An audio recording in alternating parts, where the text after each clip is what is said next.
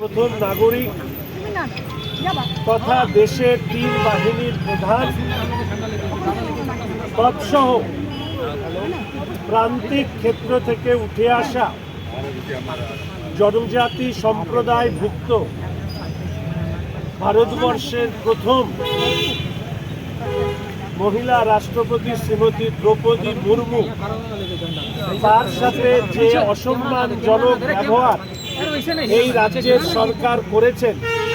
তার তীব্র প্রতিবাদ আমরা জানাচ্ছি। সম্মানীয়া দ্রৌপদী মুর্মু মহাশয়া তিনি সমাজের প্রান্তিক ক্ষেত্র থেকে উঠে এসেছেন। তিনি জনজাতি সম্প্রদায়ের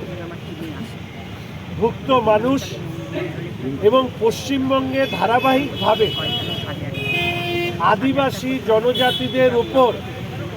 যে লাগাতার আক্রমণ সংগঠিত হয়ে যাচ্ছে, জমি লুট থেকে শুরু করে জনজাতি মহিলাদের উপর যে শারীরিক অত্যাচার সংগঠিত হয়েছে, তারই অনুসরণ করে দেশের সর্বোচ্চ পদে বসে শ্রীমতী দ্রৌপদী মুর্মুকে যেভাবে প্রোটোকল ভেঙে